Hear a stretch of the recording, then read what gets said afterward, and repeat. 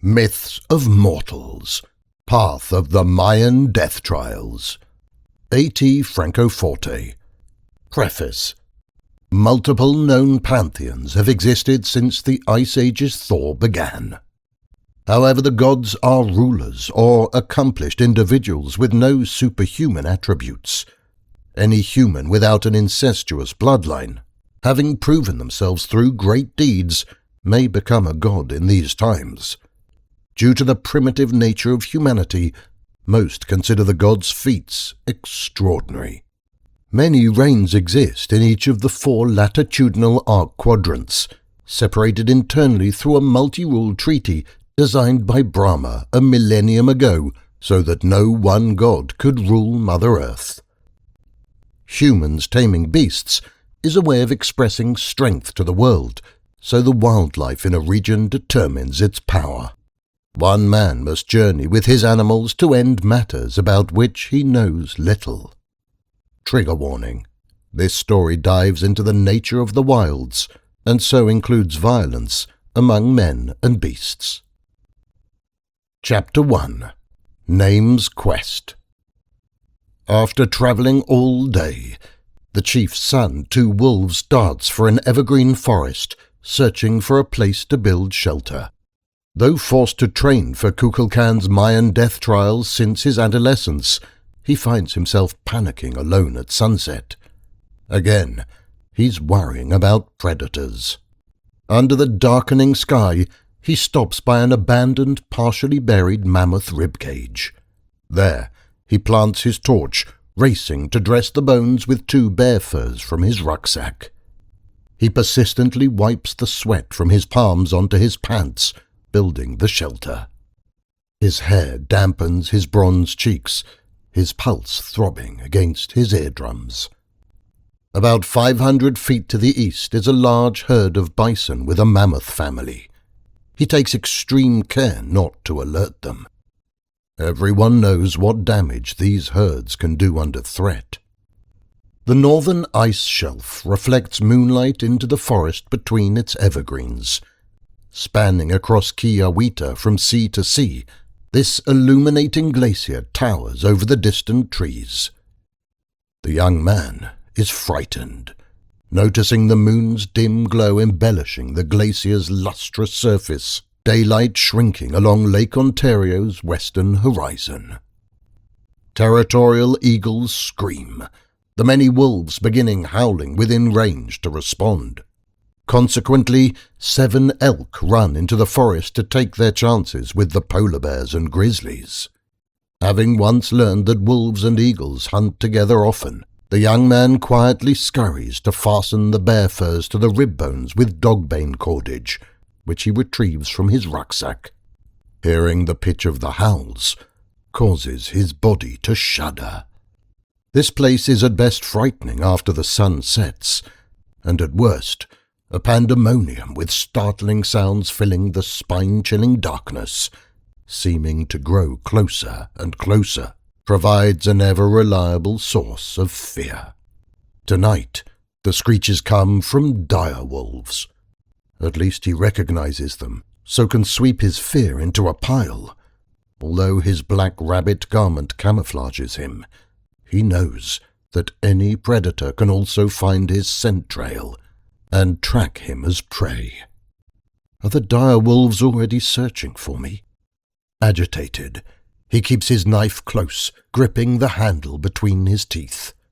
When the last vestiges of daylight plunge below a deepening turquoise sky, violent warning howls make his stomach flutter.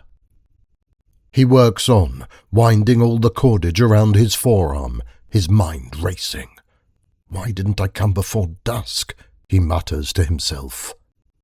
This same problem is one to which he often falls prey. Courage is so easy to come by in the fullness of daylight, sunshine in his eyes. But he always forgets that at dusk any place will grow alien and forbidding. Yet again, he needs to finish building the shelter sooner.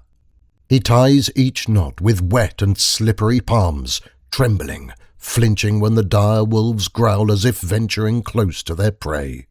blood pulsates through his neck, he moves quicker. Taking deep breaths in motion, he is focusing on his survival.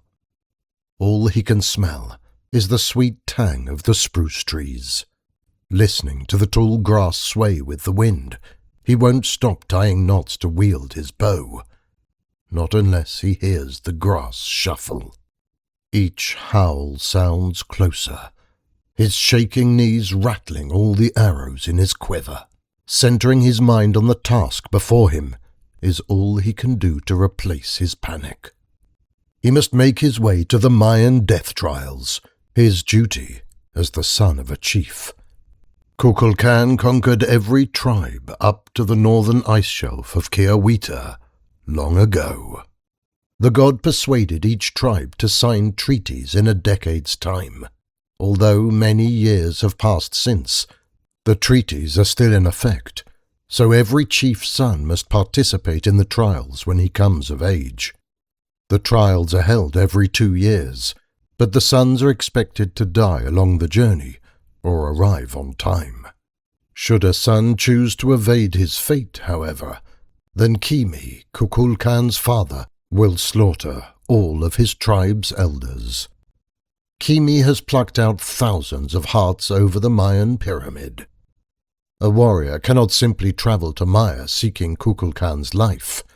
This foolish venture has led to spilling innocent blood. Kukulcan only needs a champion to participate in the death trials of Kemet, but nobody has ever learned why. No one has ever completed the Mayan death trials, yet the deal for chiefs to volunteer their sons is what keeps Kheya-Wita free of Kukulcan's presence. With all of this running through his 17-year-old mind, Two Wolves manages to drown out the howls until the eagles start to scream. Regardless, nothing blurs the actions his training has buried deep within him. Once he has tied the final knot, he sprints around the shelter, pushing each side with all his might to test its rigidity. Never so afraid before, the young man dives into his mammoth rib shelter.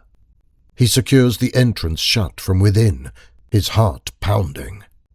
He has to feel content camping in this area because of the paired mammoth and bison herds to the east. He has been taught that where those animals roam together, they'll be the most prominent presence, capable of deterring most predators with brute force. Hoping the last 9 years haven't clouded his memories of a lesson learned from his father at age 8, he second-guesses his campsite choice. It lies between the mammoth skeleton, near the herds and the evergreen forest. The herds only behave this way naturally in dire wolf territories, but the young man knows he's only safe if these herds' combined size and noise can succeed in deterring the wolves. So he patiently waits for first-hand experience, desperate. Can my father's advice and guidance work in my favor? I certainly hope so. Suddenly, the howling finally becomes intolerable to him, as well as to the herds, and a giant reddish-brown bull mammoth unleashes its mighty trunk to the sky.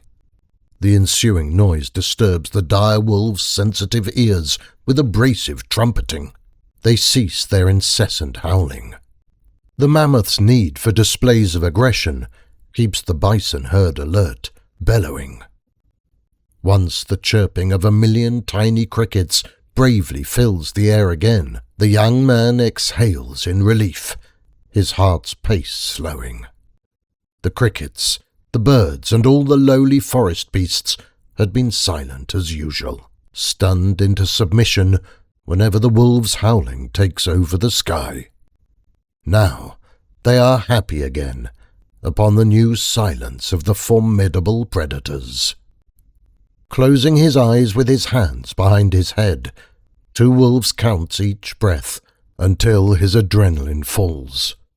Holes in the bear fur allow a cold breeze to enter, letting in the spruce tree smell. Confident in his chances throughout the day, his senses again become humbled by darkness, The same as for anyone else seeking shelter too late in this hostile, perilous territory. He has barely escaped a certain death. It makes him think back to shooting, blindfolded, whistling targets swinging from a branch, understanding the significance of his hearing alone. Next, he checks the ribcage bones protruding from the ground. He begins pushing on them. The shelter is sturdy. To collect his courage, he tells himself, "Those dire wolves are lucky I never heard one thundering toward me ready to attack me." Even after being so petrified, the young man jokes with himself. "Well, I could have taken out a few before they got me. I'd only die after that." He figures if the attacking wolves had numbered fewer than 9, he might have survived because he had 6 arrows, a knife, and a tomahawk.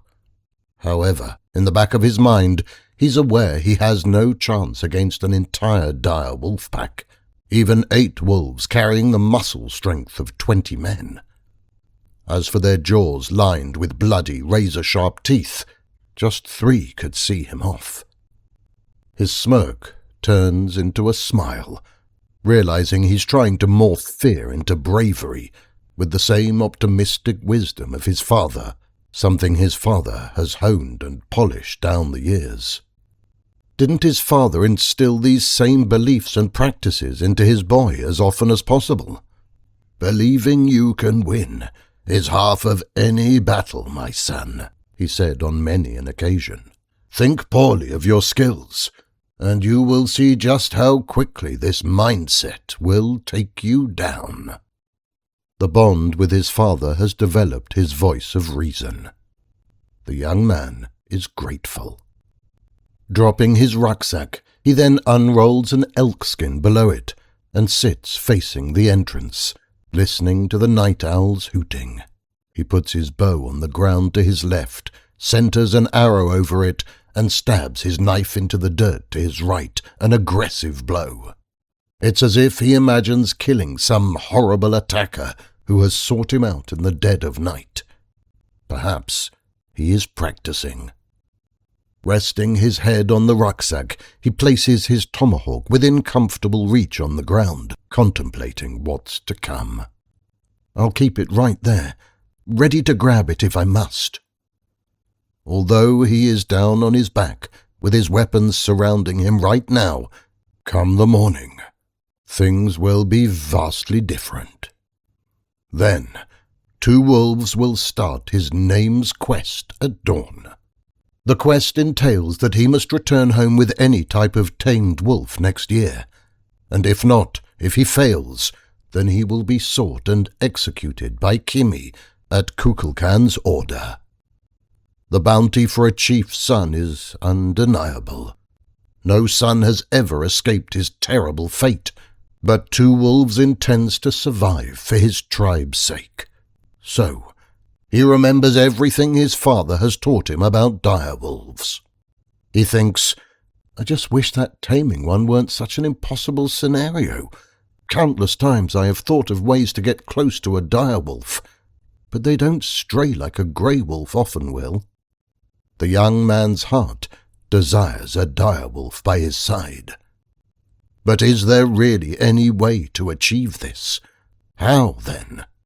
His face crumples into a frown as he mulls over the problem. As dire wolf packs typically have 3 to 5 groups, and each group has 2 to 6 dire wolves, how am I supposed to fathom a situation safe enough to approach one? His high hopes set to rest, he thinks about something else, now imagining what that infernal beast the saber-tooth would have been like 50 years ago, before their extinction. It was always his favourite animal to hear about, fearsome indeed with its immense fangs, humongous great paws and fiery eyes. He recalls the day his father taught him that humans hunted them for safety, elders wasting no opportunity to show him their guarded statuettes of the long-fanged beast. He dredges up every artist's impression from memory, having even taken time to study their bones wherever the opportunity has presented itself. even knowing its weight and measurements. He visualizes the big cat before falling asleep beneath the cusp of Gemini and Cancer. It is impossible not to allow the animal entry into his dreams and his nightmares. Although he's never seen a saber-tooth in real life, he meets them in his dreams frequently. Asleep, safely dreaming he's atop an evergreen as the sun rises, Two Wolves is already in awe of a saber-tooth hiding under tall grass, stalking a mammoth to the east. The cat closes in on the giant prey that must have blindly or absent-mindedly wandered from its herd, watching the feline's fur bounce with the wind, prowling to ambush. Killing a mammoth that has segregated itself from its own kind is not difficult. Usually, there's a reason for their straying, injury or illness being primary causes. Even a weakened mammoth is a tasty one. Every muscular curve on the cat's tan coat is pronounced, taking one silent step at a time. In the distance, the mammoth herd is oblivious, gathered together in celebration of a birth surrounding the calf. The stalked mammoth turns, hearing the trunks gently trumpet at the newborn. Finally ambling toward them to join in, the giant prey remains oblivious, flicking its tail. The saber-tooth attacks, digging knife-like shining curved nails into the tall grunting beast and climbing quickly up to its spine, looking for a place to sink its teeth into the beast's fat neck. The mammoth sounds off to warn its herd. At the same time, it struggles to run toward its family, so the trumpeting gets louder with each passing second. The barking saber-tooth maintains its staunch and unrelenting grip on the beast's back. But a mammoth so large and mature, even a sickly one, barely feels anything, though panic plays clearly in the flickering of its eyes and how it attempts to run. It knows its end must be nearing. A big cat atop any animal's back will always bring death soon, the feline aiming for major blood vessels in the throat, smashing its teeth into the head, or eviscerating the bowels and abdomen with a hefty slice of one paw. The big cat manages to anchor onto its prey with deep fangs, bringing the animal to the ground and tearing open its neck with one bite. Instantaneously, the bull mammoth to the east roars before unleashing its trumpet sound, startling the chief's son awake.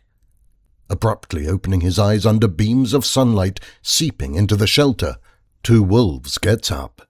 As if set into automatic motion, he equips his weapons. He hears dire wolves growling at what is likely to be a grunting mammoth before the herd trumpets at the pack. Two Wolves yawns, peeking through a hole to witness the carnage happening 60 feet away. A pack of 20 dire wolves is now attacking two young mammoths that have wandered from their herd. The pack briefly turns, seeing 5 giant mammoths rapidly approaching to save their young, stomping nearer, a wall of thundering beasts. A bison stampede riles up behind them. The wolves run and scatter, but 4 mammoths chase all but 2 canines skittering south through the pine forest, moving fast, only occasionally glancing back. 40 bison run east parallel to the northern ice shelf, turning away to avoid the threats. A bull mammoth saves the young from 2 attacking wolves, smashing its left tusk into one wolf and its right into the other before pursuing the rest with its young in tow. The prey seems to have become the predator. The chase continues south into the distance until the area stills. Two Wolves looks at the injured dire wolves, pondering, could I nurse these two? Getting close to them feels insane. It's only feasible to try before the herd's return. But he can't pass on the opportunity, having only one shot at getting this right within a year. Wondering if he could even be close to these wolves after saving their lives, he stands in his shelter, thinking of ways to stay out of reach as he habituates them to his presence. He begins planning one idea after another, before admitting maybe these wolves are already dead. He checks south. No stampede. Then he unties the mammoth rib shelter, letting it gape. Exiting the shelter, wielding both knife and tomahawk, he approaches the injured beasts. Let me just assess their wounds, see what's possible, he thinks. Closer, seeing their bodies fluctuate, he leans forward to eye them more closely, listening and watching for breath, any minuscule movement beyond their neck fur flapping in the wind. They're both still breathing, he says to himself. The wolves lie about 20 feet apart. Cautiously walking around, it's clear why they're sometimes called golden wolves. The glimmering orangish-yellow fur under a black stripe spanning spine and tail is unique in the wilds, earning the golden alias. Just as two wolves has hoped, one is male, the other female. He quietly exhales. Unconscious from the pain of each breaking a rear leg, they'll only live if they're nursed appropriately and soon. But the wolves are more dangerous when injured, so he can't be near them when they wake. However, he must be close enough to touch them to help their legs to heal. No sedative plants are nearby, so he makes a swift decision. I'll temporarily drug them with gatunlati. This should inebriate them for his safety and theirs, his only option. The bison and mammoth herds will eventually return, so with that thought, he moves. He enters the ribcage shelter, pulls a dried grouse leg from his rucksack and cuts 12 slices of meat with his knife. With each tiny slice cut to make a trail toward the shelter, he chops the leg meat from the bone in half, places an appropriate bud of gatunlati from his rucksack within each half, then places them separately inside the shelter. He must use this refuge to keep the wolves safe while they heal, so he pictures a way to tie closed the entrance once they are in. He fastens cordage tightly to each edge of the overlapping bear furs at the entrance, throwing each hemp cord's end toward the back. The cordages span the huge ribcage shelter to tie the opening shut from behind the structure. He sets them on the ground to connect them later, able to hide himself in the tall grass 40 feet south before attempting to secure the shelter. Then he brings sand from the lake's coast to make a path from the tall grass to the shelter's back, intent on softening his steps if the wolves go inside. This way, he won't startle them before closing the shelter. He plans every step meticulously. Once he has tied it closed, it should be rigid enough to hold the wolves in. His father has developed a unique blend of ground allspice and capsicum that can hide his scent from wolves, but what is the precise recipe? How much water will he need for it? Damn this memory of mine, he thinks. Such simple things, and a memory like a sieve. Retrieving the allspice and capsicum from his rucksack, Two Wolves remembers the last time father made the concoction in an elk skull crown bowl. He pulls out a similar wooden carved bowl and with his eyes closed envisions the memory, trying to judge the measure of water and the smell of the concoction after receiving the heady spices mix. Opening his eyes, he fills the bowl with water before adding small pinches of each herb. Eventually, pinch by pinch, the blend smells familiar, confidence coming from applying it. He dips his head into the bowl, then transfers the new scent from his hair to his garment with his hands, repeating the process until he's spread all the scented moisture down to his feet. Dumping the remaining blend over his shoulders, he's hopeful. I really think this plan can work. Next, Two Wolves gathers pebbles, then starts quietly laying down the slices of meat in two parallel rows up to the unconscious wolves. After this, he slowly steps away. Walking into the tall grass, he drops to one knee, preparing to wield his bow. He steadies his breath, beginning to throw small pebbles at the beasts to rouse them. Yelping and barking, both wolves struggle to get up, then fiercely stand on 3 legs, growling and whimpering. They are ready to defend themselves through what must be tremendous pain. Sniffing the air, they find the bait trail and listen to their surroundings, hungry.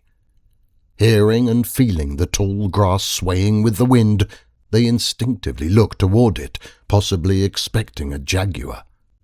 They don't see 2 wolves there, but the man worries. Do the wolves smell him? He doesn't know if his father's spice blend is working until the wolves realize a jaguar's scent isn't near. They slowly follow the meat trail, and he can breathe again. Even on 3 legs, their posture is balanced, useless 4th limbs hanging loose. Even with no practice, their instincts allow them to walk with a rear leg up on their first attempt. Shocked by the injured direwolf's abilities, 2 wolves watches them eat equitably, without testing each other. Both seem concerned for one another as they yelp through aches of pain. Although the rows of meat are 10 feet apart, the wolves are close enough to fight for food if they want to, and an innocent meal often ends in bloodshed for others of their kind. In fact, a pair of wolves behaving this way has already been known to mate before, and 2 wolves feel certain he is witnessing a breeding pair's demeanor shining forth to him from where he conceals himself in the tall blades of grass. His high hopes only serve as a warning to breathe slowly. These dire wolves led their pack of 20. They're the strongest wolves from it. When the dire wolves finally sniff out the grouse meat, they enter the shelter, and the man tiptoes behind it. Hearing his heartbeat in his ears, he gracefully picks up the cordages, pulls them tight, and delicately ties the opening shut. Each wolf sounds as if it is ravenously swallowing inside the shelter. So 2 wolves knows he can nurse their injuries within 2 hours, when they have grown inebriated by the plant in the meat. The man tiptoes away toward Lake Ontario, knowing they're locked inside and can't escape.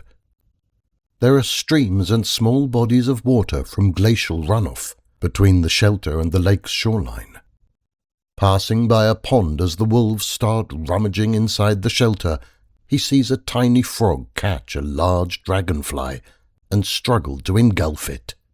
Standing there to watch the frog slowly devour its meal, he pulls one of 4 food pouches from his rucksack and eats slices of dried gamey rabbit meat before he walks to the beach. The lake is 50 feet from the barking direwolves trapped in the shelter. Noticing seagulls hunting hermit crabs between scattered rocks on the sand, he thinks of ways to use the stones. The shoreline ends at the evergreen forest.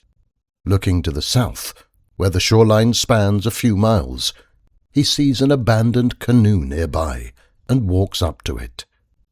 There, carved into the canoe, is his name. He briefly recoils at the sight of it before thinking, so my father must have put it there.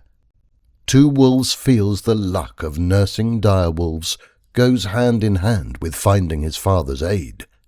Could his father even have foreseen that his only chance to catch direwolves would be where the paired herds typically were? He shakes his head in disbelief before thinking of a way to use the canoe. He says almost to himself, "Father, what would I do without you? Thanks for the help." Holding his food pouch and eating beans from the pod, he passes by the shelter again, trying not to agitate the wolves with sound as they bark and growl.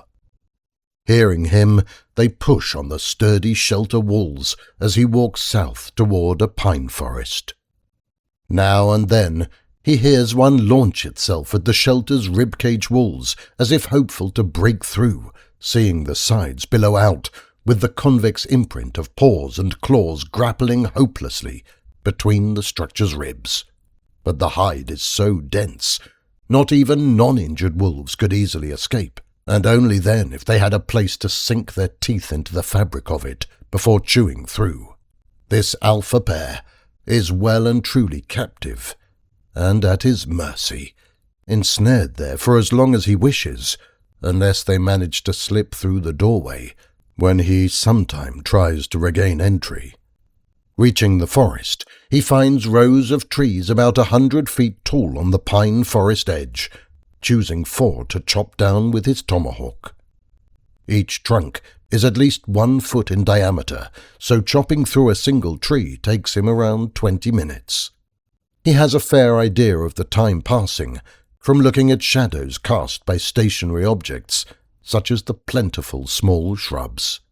Cutting into the wood, he does the math for the approximate time it will take to chop the trees into 25 10-foot logs to span a 50-foot hexagonal enclosure that meets each side of the shelter, and to dig double post holes along the perimeter in which the lumber will stack between to stand 10 feet tall. The fence will only require around 6 hours to pile up once the digging is done. He chops down the 4 trees, estimating another 32 hours of back-breaking work to come, walking along the downed trees to measure them with his footsteps. Every 12 steps, heel to toe, is 10 feet. He won't be able to stop the fence-building process once it starts.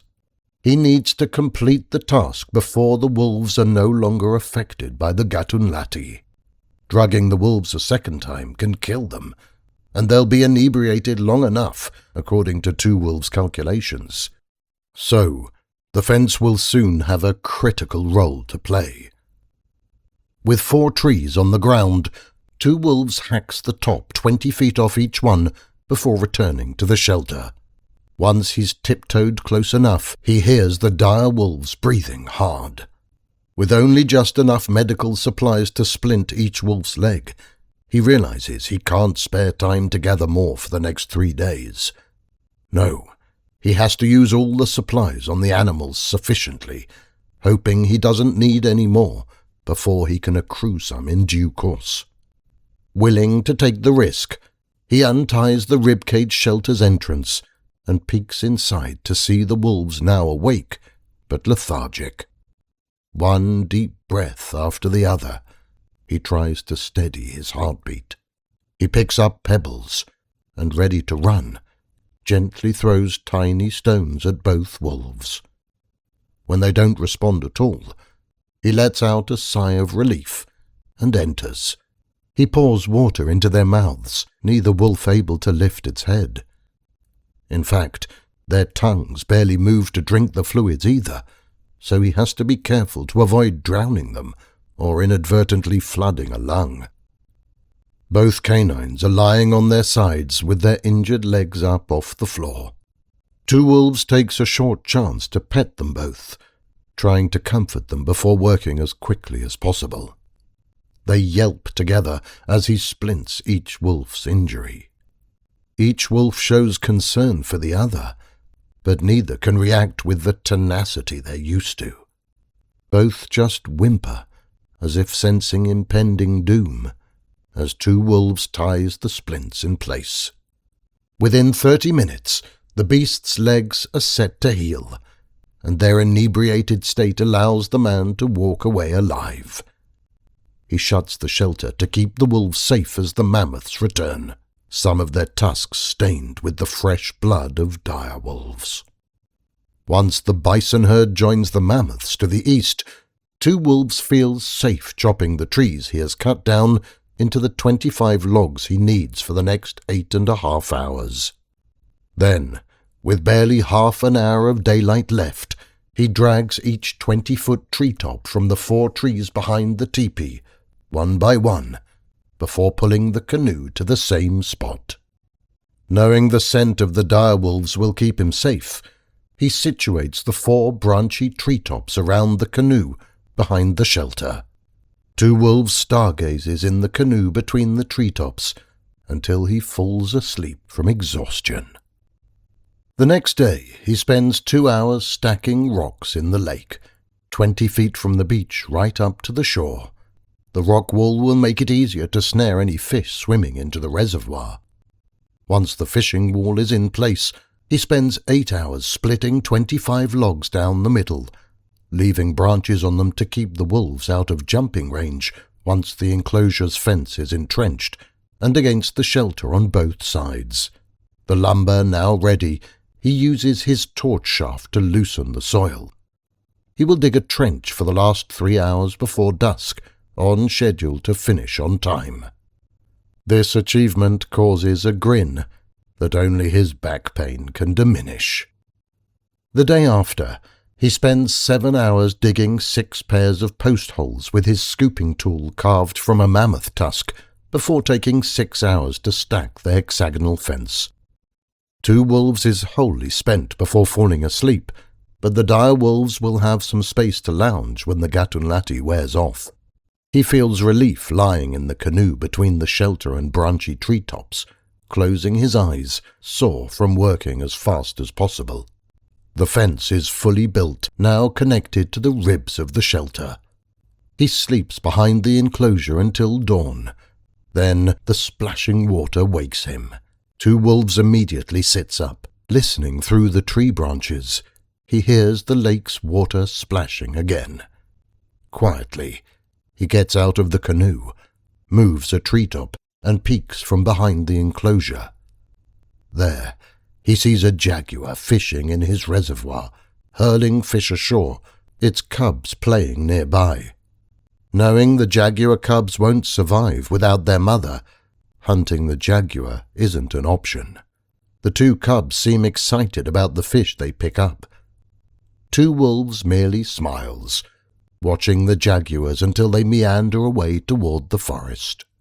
These cats might be back for more every 2 or 3 days, but without the heart to kill the cubs, he must remain vigilant on the Ontario shoreline.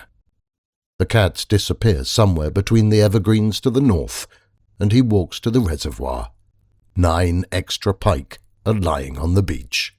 2 wolves finds the flattest rocks to set alongside his fence. He starts a fire, places the stones above it, and returns to the shore to gut 5 fish, the rocks heating up. He spreads the fish guts all over the beach for the birds, then throws the 4 ungutted fish into the wolves' enclosure nearly 200 feet away to practice his long-distance aim. All 4 fish land inside. He walks back to the fence. He cooks all the fish on the hot, flat rocks, storing in pouches what he doesn't eat. After 3 hours of preparing his meals with stocked corn and beans, the wolves wake up. 2 wolves opens the shelter, the beasts almost flinging themselves out on 3 legs in panic. They soon stop racing for freedom the moment they sniff and find their food. They'll need to eat at least 1 whole pike each day for protein, calories, and essential fatty acids. Without this, they will neither manage to heal nor grow strong and fully functional again. As he walks to the beach to find rocks he can use to stack steps, the wolves whimper, soon noticing they're enclosed. He remembers his first hunting lesson, his father telling him, "We don't need to kill animals. You will only kill our hunts because I need you to get used to it. Kukulcan could be why you must be accustomed to killing, but your survival should be the reason you grow this way. You will not hesitate on the day that hesitation can kill you. Just know that surviving means you can live as you should. Unfortunately, you won't earn it without a true aim." He thinks of this because from this moment on, he will have to feed the wolves many fish. After 5 hours of piling rocks against the 7-foot-tall fence, his staircase will allow him to introduce himself to the starving wolves. Obsessing over every detail, he breathes deeply. Now, he will see this plan through. He palms some cooked fish, heading up the steps where the beasts see him atop the fence. They stare up with suspicious eyes again, immediately setting off into deep, throaty growls. They look one to the other, sniffing, as if to say, "Why does he smell so familiar?" No doubt they are just noticing him as food. Both dire wolves try to jump the wall, but without two strong back legs it's a hopeless effort. Two Wolves waits for them to stop growling in his presence. He is so still, very calm. He stands there for an hour holding the meat, repeating, "Stop." Then they fall silent and still. He throws a piece to each wolf, continuing the process all day, only stopping to eat. The wolves seem to notice that silence and stillness win rewards of copious food before the day ends. Having stored all the leftover cooked fish, Two Wolves lies in his canoe tonight. "I think I am moving in the right direction," he softly says to himself. He must teach the wolves to follow his hand gestures, starting with 3 primary commands: stay, stop, and hear. Cancer enters the sky at dusk. Contemplating what's to come, Two Wolves mulls things over. "I can't say I like the idea of dying at the dire wolf's will," he thinks. "It would be gruesome, to say the least, so I won't get too close too soon. Take it easy." He aims to habituate the wolves to his solidarity by the time they heal. Before the snow falls, the mammoth and bison herds will leave, and polar bears will roam the territory once the snow sticks to the ground. After 4 months of progress, that day grows nearer. Two Wolves holds up elk meat in both hands, just 2 days left in Libra. Standing in the enclosure with the wolves, he says, "Come." The wolves do as he asks. He drops 2 meat scraps, the canines throwing them down their scrawny throats. Two Wolves points. Go. They move away. He throws scraps to them now, each catching a piece, skittering on one back leg, then contentedly devouring their meals as the man climbs his ladder to exit the enclosure. He whistles and grabs the elk legs, exciting the wolves before walking up the steps. The wolves howl until Two Wolves stands on the wall. Stop. When they hear the command, they instinctively sit as instructed, seeing the leg meat drip blood. Good. 3 paws. Come. The male wolf retrieves his elk leg. 3 prints. Come. The female does the same. Both wolves are kept well fed, have recovered, and seem content with their pack's man. They enjoy their meal undisturbed, content with so much meat. Two Wolves walks away. The first light snowfall is beginning as he ventures east through the tall grass. The bison herd is thinning every day, most having migrated south. He can finally migrate to this area before predators enter the territory to begin their hunt of the smaller mammoth herd. Holding his bow, ready to charge an arrow, he stealthily passes by the grass, continuing east. He crosses the streams beyond the tall grass, not spotted by any predators, finding a cave entrance about 300 feet from the enclosure. Far behind the cave, the evergreen and pine forests meet, a glacial runoff splitting both distant forests. He approaches the rocky hill where the cave is. There, he picks up a long stick and tests its strength. Fond of the shaft, he wraps a fur around its top and sparks tinder using his tomahawk against a flintstone to set the tall torch ablaze. Worrying about threats inside the cave, he ties his torch and bow together and balances an arrow between them. This allows him to wield the bow and torch with his left hand, his right hand pulling the arrow against the bowstring or wielding his knife. As he walks in, the torch's light only reaches about 15 feet away. The walls are covered in moss, and running water can be heard flowing in the abyss. Every step on the slippery rocks keeps Two Wolves focused on his balance, recalling running on logs in the lake near his tribe as he grips the torch and bow as if his life depends on it. Steady, with one foot in front of the other, he walks down to the stream in the cave. He shines the torch throughout the cave's corners, seeing no threats, only the stream flowing from one wall on his left before dispersing into the floor's large cracks. The water's current is capable of carrying waste out of the cave, and although the floor is wet enough to freeze, a fire can be set near the entrance for warming sand or stones. Two wolves can build a comfortable raised floor with the elk bones and furs from hunts. Eroded cracks in the cave's wall and ceiling will allow air to flow and smoke to rise. This cave appears perfect for the cold winter to come. He uses his knife to scrape the moss off every rock up to the entrance, then plants the torch inside the cave's nook. Then he exits to investigate where the stream leads. From above the cave, looking south at the de-elevated landscape, he sees the glacial runoff flowing half a mile away throughout the pine forest. There are over 50 streams spread out across the landscape. He basks in the view, reminiscing about his first lesson. The chief of the Six Lakes tribe needed his son to become a survivor early in life, telling two wolves to swing over the lake on a rope hanging from a solid branch. His father was on that branch above the rope, ready and intent on proving to young two wolves that both the rope and branch were rigid enough for the task. Being only 5, he was scared. He listened to his father regardless, learning to swing on the rope over the lake. What he didn't know was that his father was holding the swinging rope, having firmly tied a different one to the branch for aesthetics.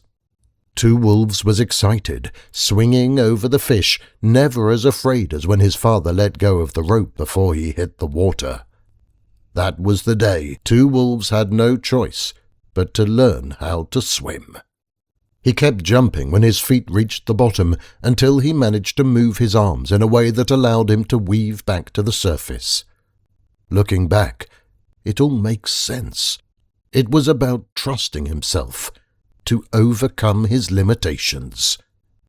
Death itself has never been an option. In his growing mind, he escaped it alone. Still thinking about that, he walks back to the enclosure. Returning to the shelter and fence, he hears the wolves mating. To his relief, he can finally picture his success before his work pays off.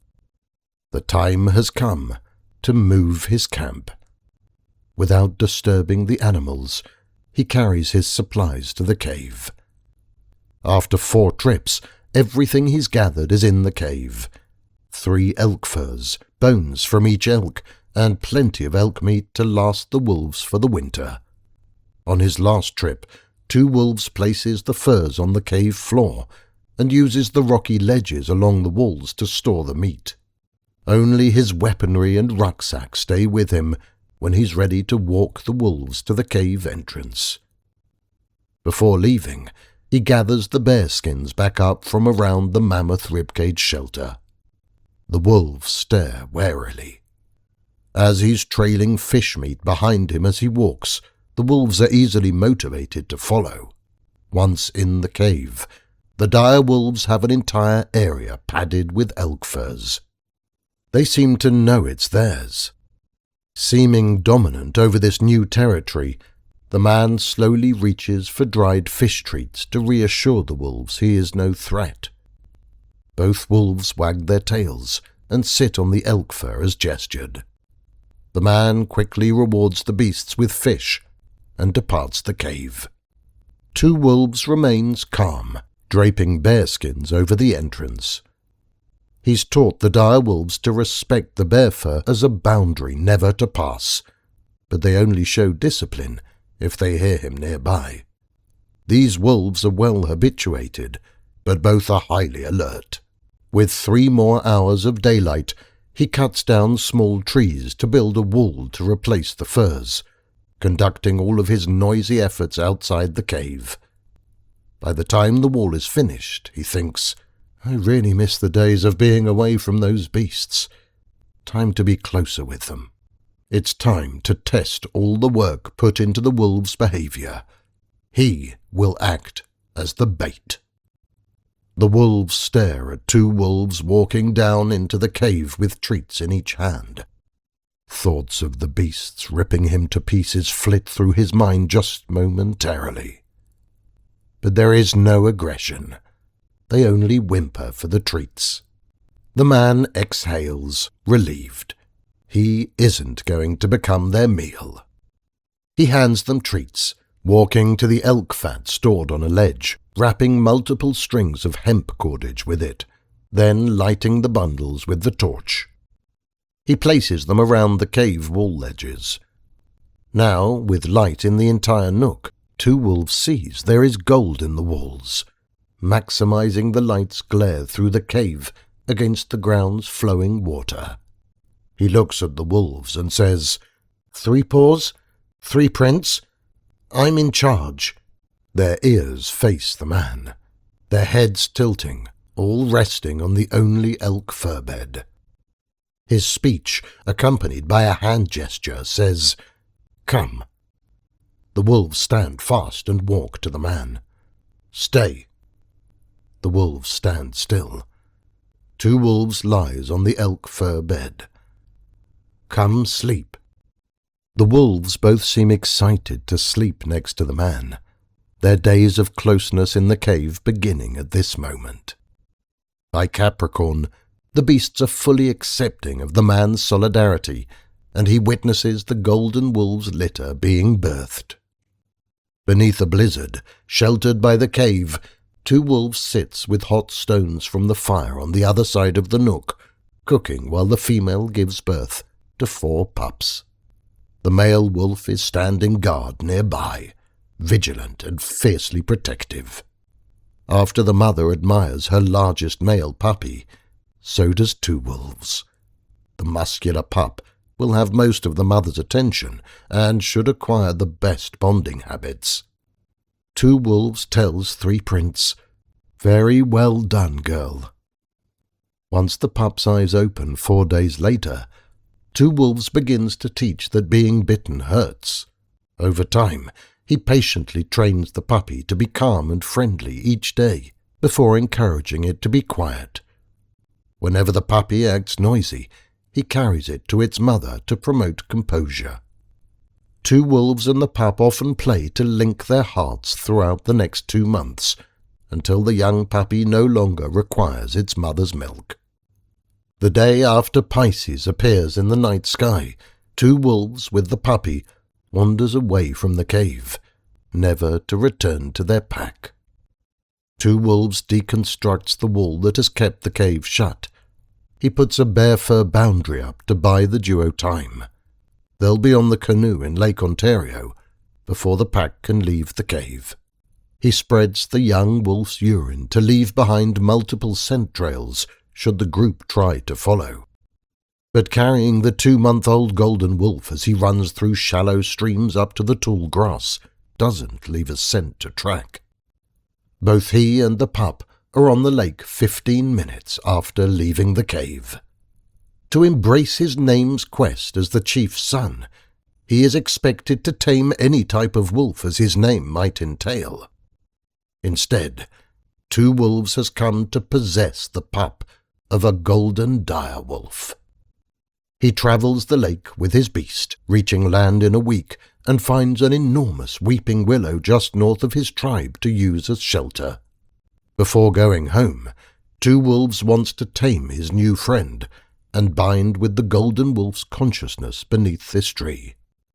Two wolves names the wolf Willow Paws, and he makes their bond inseparable with playful behavior and command training as they hunt rabbits together daily. The golden wolf stares at the moon each night through the willow's weeping limbs. Two wolves sets dry woods ablaze, then the wolf sleeps against two wolves' legs to share body heat. After two wolves has bonded with Willow Paws and trained him from Capricorn to Gemini, they leave the willow tree. Two wolves gives the wolf walking lessons throughout the wilderness, showing the wolf how to stay, come, speed up and slow down.